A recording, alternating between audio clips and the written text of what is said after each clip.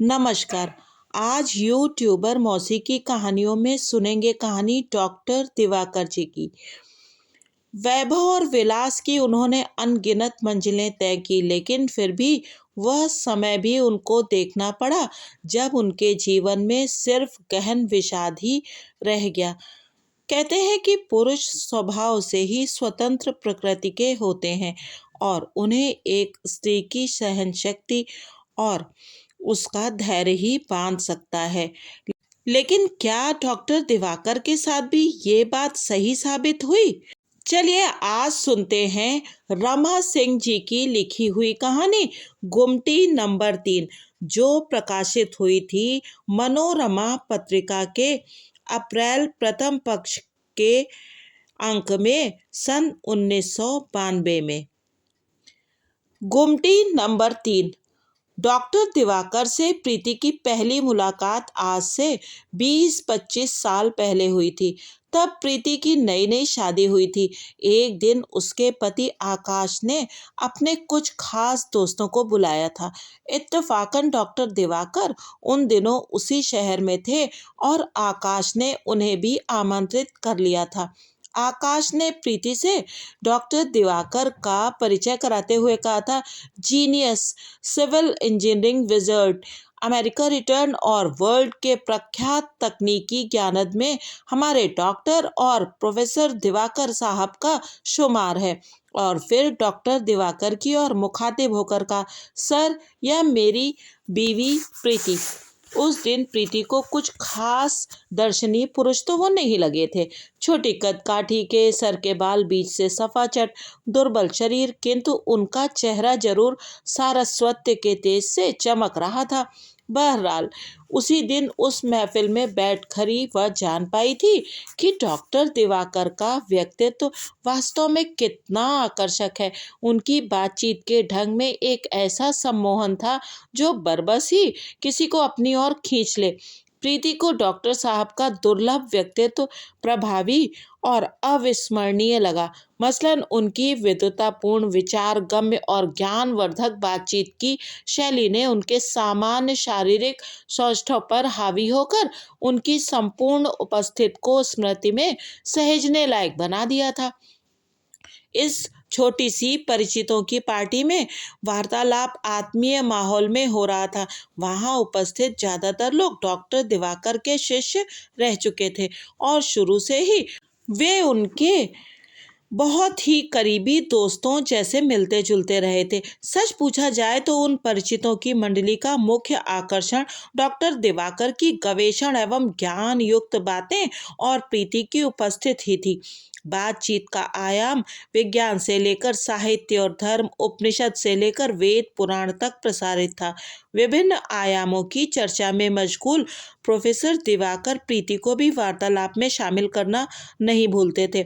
जब गेस्ट चले गए तो प्रीति ने चमत्कृत होते हुए आकाश से डॉक्टर दिवाकर की प्रशंसा में कहा, वंडरफुल मैन, मैंने विद्वता का ऐसा आकर्षण किसी और में अब तक नहीं देखा। आकाश यह विशेषण युक्त प्रशंसा सुनकर ठहाका मारकर ऐसा हंसा कि लगा अब घर की दीवारें ही दरक जाएंगी। प्रीति चकित होकर उसका मुख देखती रही। क्यों, क्या हो गया? आकाश ने हंसते हुए कहा, डार्लिंग, यही तो उस महापुरुष के टिप्स हैं, खास तौर से औरतों पर जादू करने के, और तुम हो गई प्रभावित उसके वशीकरण मंत्र से। उस पहली मुलाकात के बाद बहुत दिनों तक डॉक्टर दिवाकर से कहीं भेंट नहीं हो पाई थी। एक परिचित के घर शादी के मौके पर राह में मिले थे अपनी पत्नी के साथ। वैसे ही माहौल को अपनी सरस वाक पटुता से मंडित करते हुए बड़ी गर्मजोशी से उन्हें देखकर प्रीति खुश हो गई थी। वैसे प्रत्यक्ष रूप से पुरुषों और महिलाओं के साथ अपनी आत्मीयता में वे फर्क नहीं करते थे, लेकिन ये तो कुछ उनकी अंदरूनी खासियत होगी जो छलनी से छनकर सिर्फ औरतों को ही सम्मोहित कर पाती थी। दरअसल डॉक्टर साहब महिलाओं की मुक्त कंठ से इस कदर प्रशंसा करते कि वे उनसे बेतरह प्रभावित हो जाती थी। प्रीति से उन्होंने अपनी पत्नी गोदावरी को मिलाया, जो ऊंचाई में उनसे सिर्फ 19 ही रही होंगी। स्वस्थ, सुंदर, बालों का ऊंचा सा जूड़ा बनाए हुए, पति के साथ साथ सभी से मिलजुल रही थी, हंसमुख और मिलनसार लगी। उन्होंने प्रीति से बातचीत के बीच रिश्ते का एक क्षीण सूत्र भी निकाल लिया। कॉलेज में डॉक्टर दिवाकर सिविल इंजीनियरिंग के हेड थे और प्रीति के जीजा मैकेनिकल इंजीनियरिंग के। बस फिर क्या था, जम कर दोनों महिलाओं ने दुनिया जहान की बातें की। इस शहर में डॉक्टर दिवाकर यूनिवर्सिटी के काम से अक्सर आते रहते थे। एक दिन लंच का समय था, तभी आकाश उन्हें साथ लेकर आ पहुंचे। प्रीति रसोई में थी। बाहर से ही आकाश ने प्रीति को संबोधित करते हुए कहा, देखो मैं किनके साथ आया हूँ, guess who has come. Doctor Diwakar दोनों पति पत्नी के उत्साहित मनोभाव से मंद मंद मुस्कुराते हुए सोफे पर विराजमान हो चुके थे। वे ऐसे निरामिष व्यक्ति थे कि प्याज लहसुन भी वर्जित कर रखा था। सो प्रीति ने सब कुछ जल्दी जल्दी फिर से बनाया। बातचीत के दौरान ही उन्होंने बताया कि उनके नियम संयम से, खाने पीने के नियंत्रण से गेस्ट हाउस में ठहरने में बहुत परेशानी हो जाती है और हर महीने कॉलेज के काम से कम 2 बार यहाँ चक्कर लगाना ही पड़ता है। जाते समय प्रीति और आकाश दोनों ने ही उनसे आग्रह किया कि अब जब भी इस शहर में उनका आना हो तो बेझिझक उन लोगों के साथ ही रुका करें। फिर तो महीने में अक्सर उनका इस शहर में आना और प्रीति के घर रुकना एक नियम सा बन गया। उनका आना आकाश और प्रीति को रुचकर लगता। उनके और आकाश के परिचित आकर जुटते और बातों का मनोरंजक सिलसिला जारी रहता। वैसे भी इस दूरस्थ शहर में उनके घर मेहमानों का आगमन कम ही होता था। चूंकि डॉक्टर दिवाकर प्रीति के जीजा के मित्र थे, फिर उनमें और आकाश में गुरु और शिष्य वाली सीमा रेखा भी नहीं रही थी। सो अब ये सिर्फ मित्र रह गए थे। डॉक्टर दिवाकर और प्रीति में हल्का फुल्का हंसी मजाक का दौर भी चलने लगा था। उनकी बड़ी बड़ी आंखों में नारी शरीर के सौंदर्य को समा लेने की परछाई अक्सर प्रीति को सावधान कर देती, लेकिन उनकी दिनचर्या की सादगी, बौद्धिक आचार विचार उसके मन में घिर आए संदेह के बादल को उड़ाकर मन को साफ कर देते थे। डॉक्टर दिवाकर जब स्टूडेंट थे तभी गोदावरी जी उनके जीवन में पत्नी बनकर आ गई थी। स्वभावतः उनके बच्चे सयाने हो चले थे। बच्चों की संख्या के मामले में भी वे खासे उदार लगते थे। आधे दर्जन, 4 लड़के और 2 लड़कियां। अब तो बेटी के लिए लड़का भी ढूंढने लगे थे।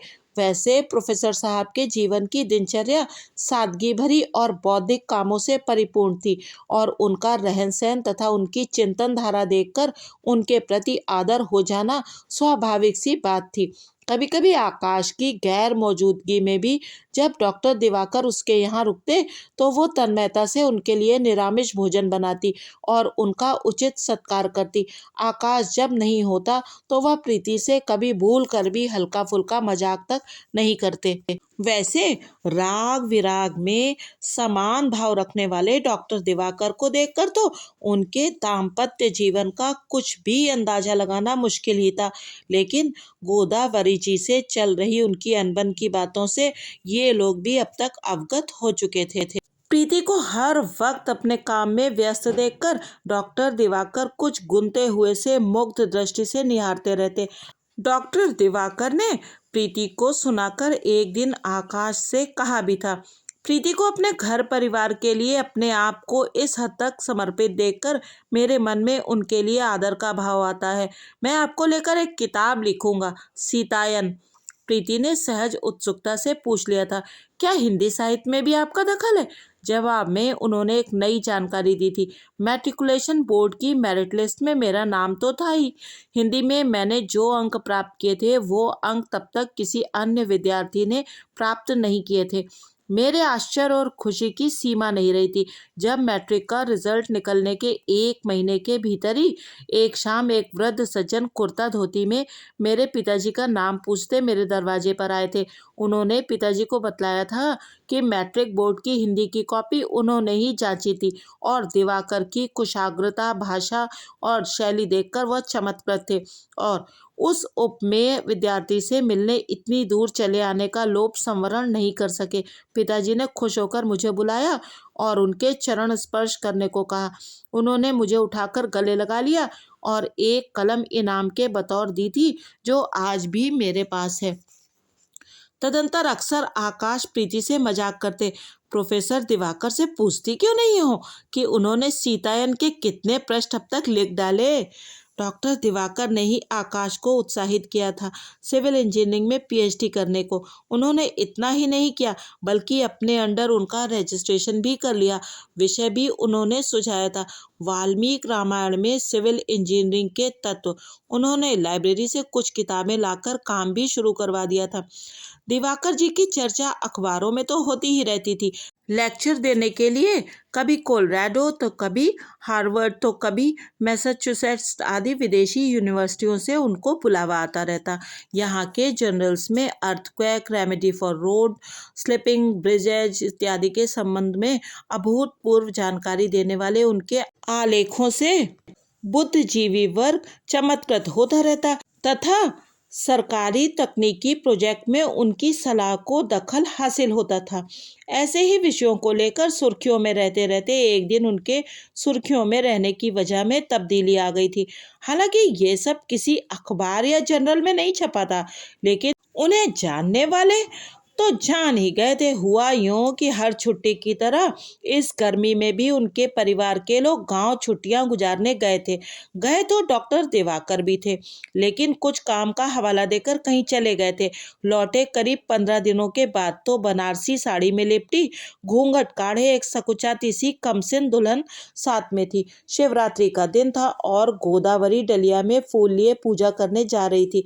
अपने पति को पीली धोती और सिल्क का कुर्ता पहने साथ में घूंघट के दुल्हन को देखा तो फूल की डलिया हाथ से गिर गई और गश खाकर गोदावरी गिर पड़ी। घर के लोग गोदावरी को टांगकर कोठरी में ले गए। डॉक्टर दिवाकर की माताजी बेटे के हट पर दुल्हन को परिच रस्म अदायगी कर आंगन में ले गईं। पता नहीं उस विद्वान व्यक्ति ने क्या किया, कैसे समझाया। संयोग, वियोग, प्रणय, समर्पण की कौन सी व्याख्या किस रस में घोलकर पिलाई थी कि कुछ ही दिनों के रोने धोने के बाद सब कुछ शांत हो गया। वे कुछ ही दिन वहां रहने के बाद अपनी नव ब्याहता पत्नी के साथ अपनी सेकंड हैंड कार पर भारत दर्शन के लिए निकल पड़े। छुट्टियां खत्म होने पर आकर ड्यूटी ज्वाइन की और पहली पत्नी को भी बच्चे समेत बुला लिया। डुप्लेक्स फ्लैट के ऊपर के हिस्से में गोदावरी स्कूल और कॉलेज में पढ़ने वाले बच्चों के साथ तथा नीचे नई पत्नी प्रमिला के साथ डॉक्टर दिवाकर औरों की तरह उनके द्विधारी व्यक्तित्व की चर्चा आकाश और प्रीति भी सुना करते। एक और उनका पांडित्यपूर्ण विवेचन और दूसरी तरफ गोदावरी तथा अपने बच्चों के साथ दुर्व्यवहार। कभी इधर उधर से तो कभी प्रीति को दीदी जीजाई से मालूम पड़ता कि डॉक्टर साहब गोदावरी और बच्चों की किस कदर उपेक्षा किया करते थे। नीचे के बंगले में ऐशो आराम के साधनों से सिक्त डॉक्टर दिवाकर गोदावरी को 500 रुपल्ली माहवार फेंक कर अपने कर्तव्य से मुक्त हो जाते। गंदे और फटे कपड़ों में बच्चे शर्मिंदगी महसूस करते। एक दिन बच्चों ने मिलकर अपने पहनने के सभी कपड़े जमा किए और आग लगा दी। यह सब देख सुनकर पता नहीं क्या हुआ कि उन्होंने उनके नए कपड़े बनवाए और कुछ ज़्यादा माहवार के रुपए भी देने लगे। बहुत दिनों से उनसे मिलना भी नहीं हो पाया था। इधर प्रीति के चाचा गांव से आए हुए थे तो उन्होंने बतलाया कि प्रमिला उसी के नैहर गांव के बहुत ही अकिंचन परिवार से है। प्रीति का वर्षों पहले गांव से आना जाना ही छूट गया था। वैसे पिता जब से शहर में बस गए, गांव एक तरह से छूट ही गया था। वह अपनी स्मृति में सहेजे चेहरों में से प्रमिला को ढूंढने की कोशिश में असफल रही। चाचा ने ही बताया था कि प्रमिला एक तरह से उसके रिश्ते में डॉक्टर साहब की बहन ही लगेगी। अब की बहुत दिनों बाद डॉक्टर दिवाकर का आना हुआ था। दूसरी शादी के बाद यह उनका प्रथम आगमन था। अकेले ही आए थे। पूछने पर बताया कि प्रमिला माँ बनने वाली है और अपने मैके में है। ये सब कहते हुए उनके चेहरे पर लाली बिखर गई थी और ऐसे सकुचाते हुए पुलकित हो रहे थे जैसे पहली दफा बाप बनने वाले हों। लेकिन ये तो आश्चर्य की बात ही थी कि इतना सारा कुछ उनकी जिंदगी में घट गया, किंतु व्यवहार में, बात विचार में वैसे ही सहज, सलज, शांत, प्रसन्न और उन्मुक्त, निरपेक्ष, जैसे यह सब कुछ किसी और के साथ घटा हो। एक दिन बातों का हल्का फुल्का माहौल था। दिवाकर जी के साथ अपनी छोटी सी बैठक में सभी शाम की चाय पी रहे थे। बातों का दौर डॉक्टर दिवाकर की जिंदगी के करीब ना जाने कब और कैसे मुड़ गया कि उन्होंने भरसक अपना बचाव सा करते हुए बताया कि गोदावरी कद और उम्र में उनसे बड़ी थी, सो कभी भी उसके संग परिणीता या प्रेमिका का एहसास नहीं हो पाया। बातचीत में हल्की सी संजीदगी का पुट भी शामिल था। आकाश ने पूछा, अब तो आप खुश होंगे? प्रमिला जी परिणीता और प्रेमिका दोनों ही रूपों में मिली होंगी। उन्होंने बड़ी चतुराई से बातों का रुख दूसरी दिशा में मोड़ते हुए कहा, वैसे हर औरत से पुरुष कुछ न कुछ सीखता ही है। अगर ढूंढा जाए तो हर एक औरत में किसी न किसी बिंदु पर बहुत कुछ नायाब और नसीहत की बात मिल ही जाती है। वैसे जो भी वह कह ले या चाहे जितना भी सामान्य होने का प्रदर्शन क्यों न करे, उनके चेहरे में निखार तो आ ही गया था। पहनावे में आधुनिक फैशन की सतर्कता थी और रहन सहन बातचीत आदि में तरुणाई का पुट लगने लगा था। कॉलेज के काम से डॉक्टर दिवाकर की उसी शहर में 3 महीने की प्रतिनियुक्ति हो गई थी। प्रमिला को बेटी हुई थी जो अब करीब 3 महीने की रही होगी। वे प्रमिला और बेटी के साथ गेस्ट हाउस में रह रहे थे। छुट्टी का दिन था। प्रीति और आकाश उन लोगों से मिलने और डिनर के लिए निमंत्रित करने गए हुए थे। प्रमिला छोटी कदकाठी और अति साधारण रूप रंग की थी। बातचीत में ना तो ग्रामीण परिवेश की मधुरता थी और ना ही शहर का सलीका। सब मिला जुला कर अधजल गगरी छलकत जाए वाली कहावत चरितार्थ कर रही थी। इस बात का फक्र तो उसे था ही कि इतने बड़े विद्वान व्यक्ति ने उसका दामन थामा है। जब ये लोग पहुंचे तो डॉक्टर दिवाकर बेटी को गोद में लेकर चुप करा रहे थे और प्रमिला बोतल में दूध ढाल रही थी। प्रमिला ने सब पता कर रखा था और मिलते ही गांव घर की बातों से अपने नैहर के रिश्ते को पुख्ता करने लगी। कुछ दिनों बाद प्रमिला की बेटी जब बीमार हो गई तो इन लोगों की इस नए शहर में परेशानी बढ़ गई थी। डॉक्टर दिवाकर यूनिवर्सिटी चले जाते और बीमार बच्ची के साथ प्रमिला अकेली रह जाती। आकाश के सुझाव पर ये लोग आकाश के घर ही शिफ्ट कर गए थे। उसके बाद व्यवहार से बार बार मन में यही दस्तक होती कि आखिर क्या देखकर उन्होंने इस प्रमिला का वरण किया था जिसकी वजह से इतने दिनों के रचाए बसाए घर की नींव ही हिल उठी थी। प्रीति अपने नैहर गांव भले ही वर्षों से नहीं गई हो, लेकिन वहां के लोग आते तो खास सूचना दे ही जाते थे। इस शादी की बाबत भी उसने सब कुछ सुन रखा था कि प्रमिला अपने मामा के घर शहर आई हुई थी और वहीं इनकी जान पहचान डॉक्टर दिवाकर से बढ़ी। सिर्फ जान पहचान ही होती तो कोई बात नहीं थी, इस परिचय ने तो सारी सीमाएं ही तोड़ डाली और प्रमिला गर्भवती हो गई। हाँ, दिवाकर जी ने इतना तो कम से कम शायद अपने व्यक्तित्व की मर्यादा की रक्षा में किया ही कि देवघर के मंदिर में विधिवत शादी कर ली। अब वह हर हाल में डॉक्टर दिवाकर को अपने बस में रखने के लिए आक्रामक मूड में रहती थी। गोदावरी का चेहरा देखना भी उसके लिए वर्जित था। बात करना तो दूर, उन्हें बच्चों से बात करने की इजाजत थी, लेकिन जरूरत भरी। डॉक्टर दिवाकर उस प्रमिला के इशारों पर नाचते रहते और वह थी कि हर वक्त मुंह बनाए या तो अपने भाग्य को कोसती रहती या फिर अपनी सौत को। शायद डॉक्टर दिवाकर के सानिध्य का ही नतीजा था कि वह भी सूत्रवाक्य बोलने लगी थी।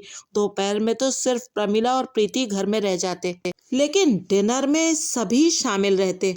प्रमिला की शैली और मूड तर्क वितर्क के ताप को आकाश अधिक देर तक सह नहीं पाता था, खास तौर से जब वह डॉक्टर दिवाकर को जलील करने लगती।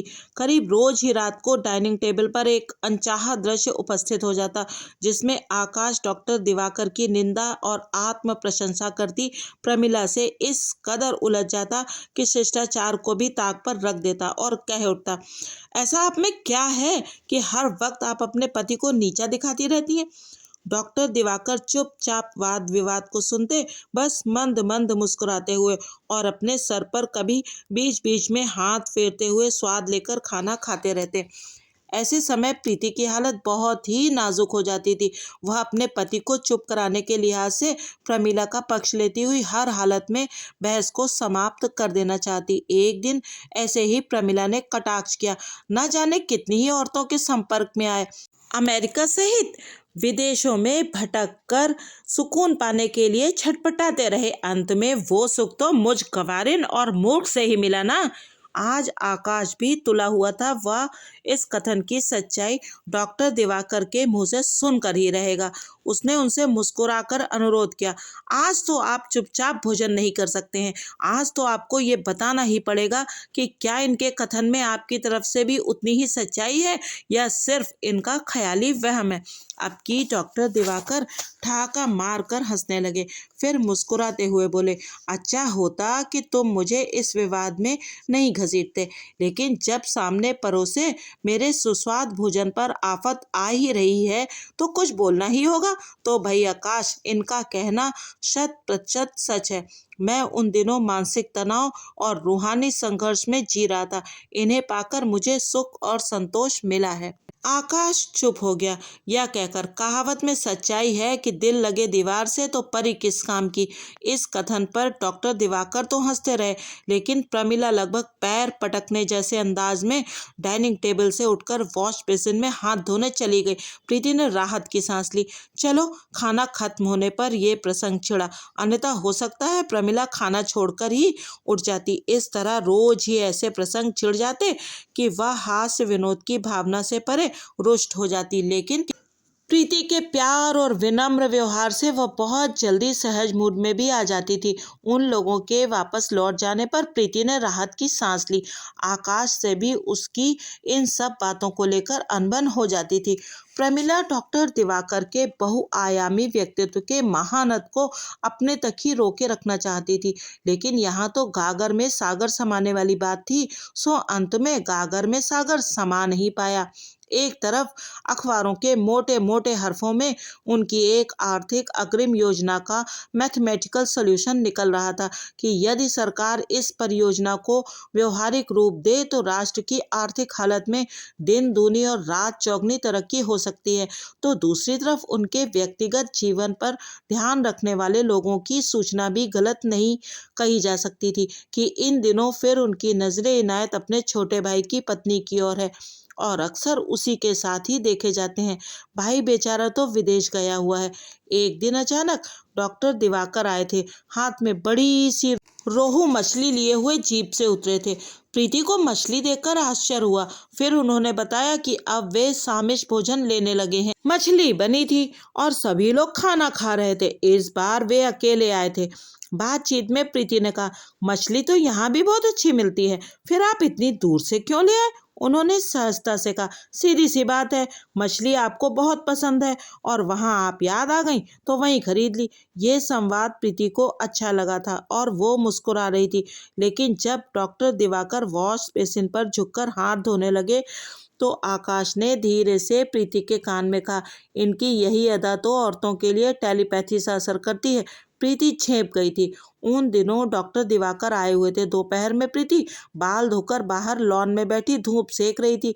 वे ऑफिस से आकर प्रीति के पास रखी कुर्सी पर बैठ गए। प्रीति अपनी आंखें सलाई पर टिकाए स्वेटर बुन रही थी। डॉक्टर दिवाकर एक टक उसे निहारते हुए बोले, प्रीति जी, आपको छू कर देखने को मन हो रहा है। प्रीति ने जब आंखें ऊपर उठाई तो उनकी सहज आंखों में देखने पर सिर्फ एक बाल सुलभ चपलता थी और कुछ नहीं। फिर भी प्रीति भीतर से डर गई, लेकिन ऊपर से वो सहज बनी रही। हाथ का स्वेटर बाएं हाथ में संभाल दाहिना हाथ उसने आगे कर दिया। लीजिए, छूकर देख ही लीजिए। उन्होंने इसे मजाक का रूप देते हुए हंसकर कहा, अभी नहीं, आकाश से इजाजत लेकर। रात में प्रीति ने आकाश को ये वाकया बयान करते हुए बताया, लगता है आपके विजर्ड प्रोफेसर उम्र बढ़ने के साथ सटिया गए हैं। आकाश ने मजाक के लहजे में आंख मारते हुए कहा, तुम्हें लेकर सीतायन जैसे महाकाव्य की रचना जो करनी है, हो सकता है सच्ची अनुभूति की ईमानदार अभिव्यक्ति के लिए तुम्हारा स्पर्श जरूरी हो। प्रीति ने भी हंसते हुए कहा, तुम उनके प्रिय शिष्य रहे हो, इसीलिए कुछ न कुछ रंगीन मिजाज तो तुम्हारे भी होंगे ही। आकाश के घर के ठीक बाजू वाले घर में एक अधेड़ उम्र की टीचर अकेली रहती थी। वह अक्सर प्रीति के घर आती जाती रहती और डॉक्टर दिवाकर की जब तब चर्चा सुनकर कई दफा उनसे मिलने की इच्छा जाहिर कर चुकी थी। इस महिला ने इतिहास में पीएचडी किया था और अपने नाम के आगे डॉक्टर लगाना कभी नहीं भूलती थी। डॉक्टर दिवाकर आए हुए थे और ये सब सुनकर उक्त महिला से मिलने के लिए अधीर हो उठे। प्रीति उस महिला के घर डॉक्टर दिवाकर और आकाश के साथ चलने के लिए तैयार होते हुए अपने पति को कटाक्ष करते हुए बोली, तुम मर्दों की जात ही ऐसी है। किसी औरत ने मिलने भर की क्या इच्छा जाहिर की कि मन में सपने तैरने लगे। उस महिला के घर वार्तालाप का अच्छा खासा सिलसिला जमा। कुछ देर बाद प्रीति खाना बनाने के लिए वापस लौट आई। उन लोगों की पारस्परिक पांडित्यपूर्ण चर्चा से उबा हुआ आकाश भी यह कहते हुए वापस आ गया कि उसे प्रीति की मदद करनी है। मैरी कई दिनों से आ नहीं रही है। अब लगता है दोनों डॉक्टरों में कुछ प्यार व्यार का चक्कर होकर रहेगा। दोनों मुझे टरकाने के चक्कर में थे। कहते हुए आकाश हंस रहा था। काफी देर बाद डॉक्टर दिवाकर आए थे। उनके चेहरे पर मुस्कान तो देखी गई, लेकिन कुछ खास रौनक नहीं थी। आकाश अब उनसे बहुत खुल गया था। उसने बिल्कुल नजदीक जाकर सायास प्रीति की नजर और कान से बचते हुए पूछा, कैसी रही? या शायद पूछा था, कैसी लगी? उन्होंने उदास होते हुए कहा, बहुत ज्यादा मोटी है। उन दोनों की बातें हल्के से सुनाई पड़ी तो प्रीति अपने आप में हंसने लगी। ये मर्द भी हद होते हैं। बहुत दिनों से डॉक्टर दिवाकर की कोई खबर नहीं मिली थी कि अचानक एक टेलीग्राम आ गया। उसने तो आकाश और प्रीति को अधमरा ही कर दिया। सूचना थी, डॉक्टर दिवाकर का स्वर्गवास अमुक तारीख को हो गया है। आते जाते मिलते जुलते वह बिल्कुल अपने और आत्मीय हो गए थे। दिन भर घर में सन्नाटा रहा। दूसरे दिन रात की ट्रेन से ये लोग डॉक्टर दिवाकर के परिवार वालों के पास जाने ही वाले थे कि दोपहर को प्रीति के जीजा किसी काम से आ गए। उन्होंने जो सूचना दी वो और भी ज्यादा आश्चर्यजनक सुखद सूचना थी। उन्होंने बताया, इन दिनों डॉक्टर दिवाकर तांत्रिक अनुष्ठान कर रहे हैं, जिसमें उन्हें अपनी मृत्यु का समाचार ऐसे कुछ आत्मियों को पहुंचाना था जिससे सूचना पाने वाले दुखी हों, जिनकी शांति कामना से उनकी संभाव्य अकाल मृत्यु का ग्रह टल जाए। ये तो सभी को मालूम था कि पामिस्ट्री का ज्ञान उन्हें है और तंत्र मंत्र योग साधना आदि का अध्ययन मनन और अभ्यास वे करते रहते हैं, लेकिन ऐसा भी कुछ अनुष्ठान करेंगे या फिर ऐसा कोई अनुष्ठान होता होगा ये तो किसी को पता भी नहीं था। खैर, उनके जीवित होने की खबर ने प्रीति और आकाश के मन मिजाज को अभूतपूर्व सुख पहुंचाया, जैसे किसी मृत शरीर में प्राण वापस आ गए हों। एक सुबह अखबार देखते ही आकाश ने प्रीति को जगाकर उस खास खबर को इंगित करते हुए दिखाया कि सरकार ने स्टेट कंस्ट्रक्शन प्रोजेक्ट का चेयरमैन डॉक्टर दिवाकर को बना दिया है। यह उनके उसी सुझाव का परिणाम था जिसकी समीक्षा प्रशंसा विभिन्न अखबारों में छपी थी। चेयरमैन बनने के बाद डॉक्टर दिवाकर दौरे पर आए हुए थे। उन्होंने अपने उस शहर के सभी पूर्व परिचितों और रिश्तेदारों को एक साथ लंच पर बुलाया था, जिसकी वजह उन्होंने बताई कि सभी लोगों से मिलना जुलना नहीं हो पाता तो सबों को बुला लिया। उनकी बातचीत रहन सहन में कहीं शो ऑफ जैसा कुछ नहीं था। पूर्वत ही प्यार और मोहब्बत से सबसे मिल रहे थे। उनकी दी हुई उस दिन की पार्टी में बातों का रुख योग साधना जैसे विषयों पर मुड़ गया था। ऐसे ही चर्चा के बीच उन्होंने एक बड़ी खास चौंकाने वाली बात बताई। योग या मेडिटेशन में कुछ सूक्ष्म तंत्र या कुछ ऐसे पॉइंट रह जाते हैं जिससे जीवन का सर्किट अधूरा रह जाता है। जिस दिन ये सर्किट पूरा हो जाएगा आदमी अमर हो जाएगा, उसकी मृत्यु नहीं होगी। यानी तब आदमी अमरत्व को प्राप्त होगा? आकाश ने आश्चर्यचकित होते हुए पूछा। बिल्कुल, उन्होंने बड़े विश्वास से कहा। फिर साधना की बात बताते हुए वे बोले, यह सारी सुख सुविधाएं जो सरकारी मशीनरी से मुझे भोगने के लिए उपलब्ध है मुझे उत्तेजित नहीं करती। मैं अपने को उसमें इन्वॉल्व नहीं कर पाता हूँ। मुझे लगता है कि मेरा शरीर वो सब भोग रहा है, मैं उससे अलग बस दृष्टा भर हूँ। इस तरह की भावना से जब आदमी जीने लगता है तो उसी को मोक्ष कहते हैं। भोगता वह दिखता भर है मगर होता है दृष्टा, एक साक्षी मात्र। आकाश का तबादला पटना हो गया था, जहाँ डॉक्टर दिवाकर अपने सरकारी आवास में रहते थे। जब ये लोग डॉक्टर दिवाकर के घर पहुंचे तो दोनों पति पत्नी बड़े इखलाक से मिले। प्रमिला भी जेवर और कीमती कपड़ों में बड़ी संतुष्ट और प्रसन्न दिख रही थी। उन्होंने सजे सजाए बड़े से ड्राइंग रूम, 3-3 टेलीफोन, ड्राइवर, गाड़ियां दिखाते हुए आकाश को संबोधित करके कहा, इसी को भाग्य का लिखा राजयोग या फिर पूर्व जन्म का अर्जन कहते हैं। नहीं तो मैं एक कॉलेज का प्रोफेसर इतने वैभव और सम्मान की बात भी नहीं सोच सकता था। सरकार को मेरे टैलेंट से फायदा हो रहा है और वो मेरे वैभव और सम्मान में इजाफा करती जा रही है। उन्हें इस पद पर भी संयत पाकर उनके व्यवहार की सादगी को महसूस कर प्रीति और आकाश का मन उल्लसित हो उठा था। इधर फिर से डॉक्टर दिवाकर सुर्खियों में रहने लगे थे, मगर इधर की सुर्खियां बिल्कुल दूसरे ही प्रकार की होती थी। कभी पढ़ा जाता कि आज वे शराब में धुत किसी बार में पड़े थे, तो कभी सरकारी रुपयों के गबन के उन पर मुकदमे की जानकारी मिलती, तो कभी भनक मिलती कि रिश्वत लेकर अवैध नियुक्तियां करने लगे हैं। और कुछ सच हो या झूठ, किंतु यह 100% सच था कि उन्होंने प्रमिला के नैहर के अपने परिवार के लोगों को मुफ्त और अन्य लोगों को रिश्वत लेकर नौकरी दिलवाई थी। अब तक गोदावरी अपने कंटकाकीर्ण जीवन से मृत्यु वरण कर छुटकारा पा चुकी थी। प्रमिला ने डॉक्टर दिवाकर को गोदावरी के पास उसकी मृत्यु पर्यंत नहीं जाने दिया। पता नहीं किस मोहपाश में उसने इतने बड़े विचारक और बहुदर्शी चिंतक को बांध रखा था, लेकिन गोदावरी के बाद उसके बच्चों के साथ उन्होंने न्याय किया था। अपने सरकारी आवास से कुछ दूर पर उन्होंने बड़ा सा घर ले लिया था, जिसमें उनके 4 बेटे और 2 की बहुएं रहते थे। 2 बड़े बेटों को उन्होंने नौकरी दिलवाई थी, बाकी 2 बेटे शहर में दादा हो गए थे। 2 बेटियां पराए घर ब्याह कर चली गई थीं। करीबन रोज ही कुछ घंटों के लिए उस घर में जरूर जाते थे। बेटे बहुओं से उन्होंने बड़े ही अच्छे संबंध कायम कर लिए थे और कभी कभी वहीं रात भी गुजार लेते थे। उनके परिचितों ने, नौकर चाकरों ने आपस में उनके उस घर का नाम रखा था गुमटी नंबर 1 और सरकारी आवास वाले का गुमटी नंबर 2। डॉक्टर दिवाकर का बड़ा ही व्यस्त कार्यक्रम रहता, जिससे आकाश दंपति को उनसे मिले महीनों गुजर गए थे।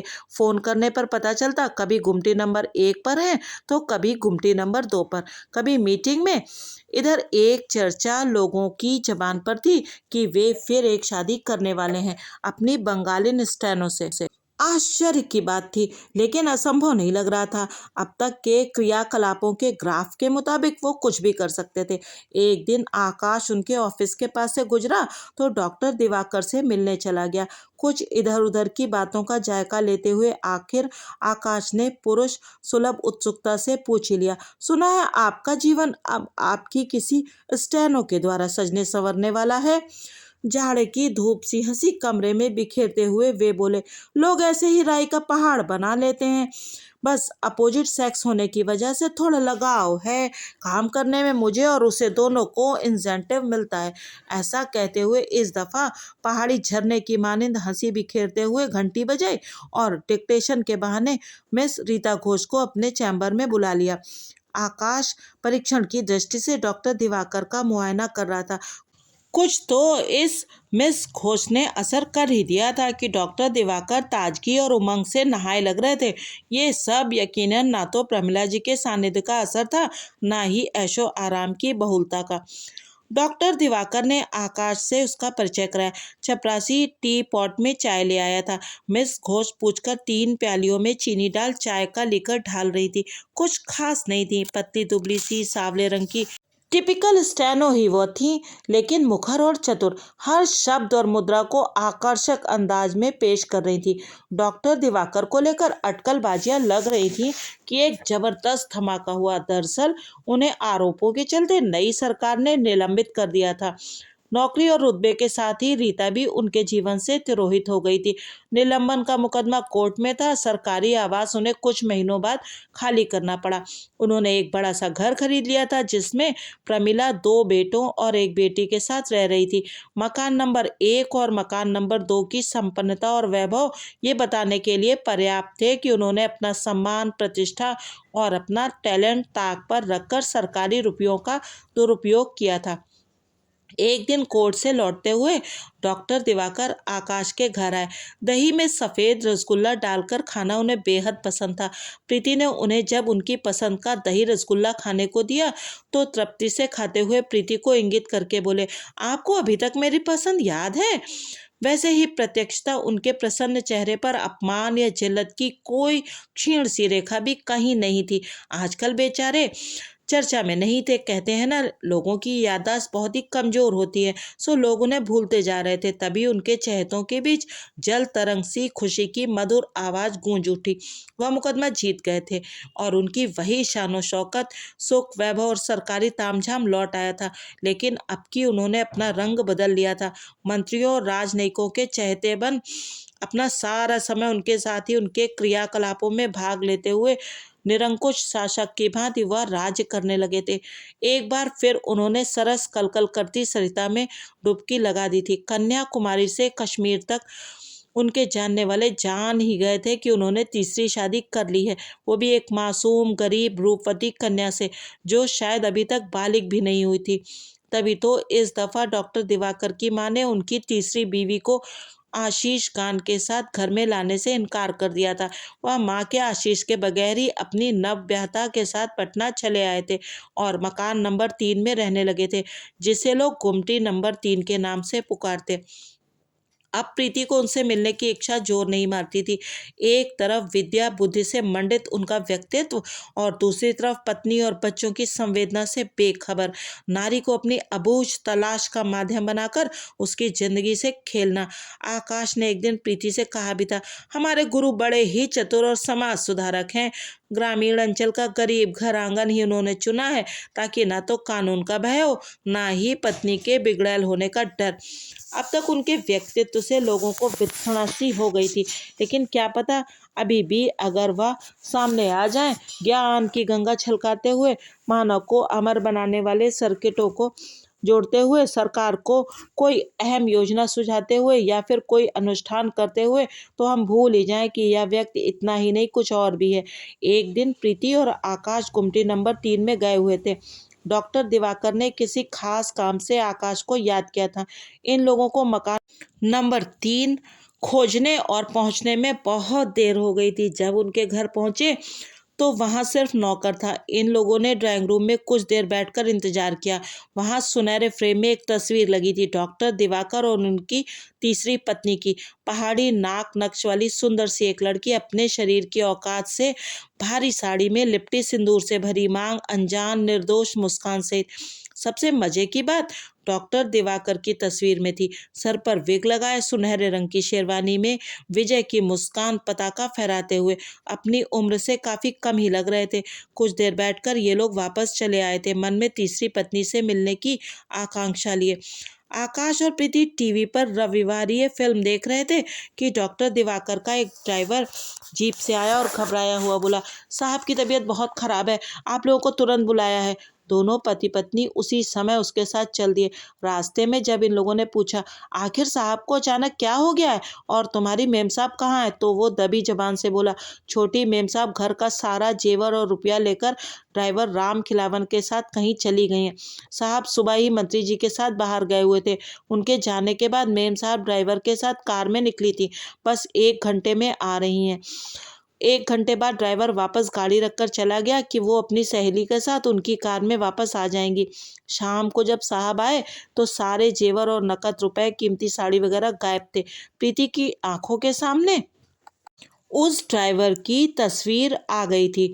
एक दिन उस ड्राइवर के यहाँ डॉक्टर दिवाकर ने कुछ किताबें आकाश के लिए भेजी थी। मुश्किल से वह 25 बरस का होगा, गोरा चिट्टा चेहरा, इतना आकर्षक कि 1-2 बार ही देखने पर याद रह जाए। ये लोग डॉक्टर दिवाकर के घर पहुंचे। उनके सर के बचे खुचे बाल बिखरे थे, चेहरे की झुर्रियां सघन हो गई थी और विषाद की गहराई आंखों की कोरों से झलक रही थी। स्थित प्रज्ञ डॉक्टर दिवाकर की हालत ऐसी हो जाएगी, किसी के सोच में भी नहीं आ सकता था। उन्हें तो लगा था कि डॉक्टर दिवाकर वैसे ही तटस्थ भाव से घटना का वर्णन करेंगे, लेकिन विषाद का वह कौन सा दंश था जिसे उनका योग और विवेक सह नहीं पाया और जिसने उन्हें तोड़कर रख दिया। क्या उन्होंने इस घटना को अपने पुरुषार्थ पर करारी चोट समझा था, या फिर कुछ ऐसा दर्द था जिसे बहुदर्शी ज्ञानद डॉक्टर दिवाकर संभाल नहीं पाए और दृष्टा और भोक्ता के अंतर को बेधकर तीर सीधे उनके मर्म को छलनी कर गया। तो ये थी कहानी गुमटी नंबर 3। पुरुषों के जटिल मनोविज्ञान को रेखांकित करती ये कहानी आपको कैसी लगी, मुझे कमेंट सेक्शन में अवश्य बताइएगा। और हाँ, वीडियो को लाइक कीजिएगा और चैनल को सब्सक्राइब कीजिएगा। Thank you very much.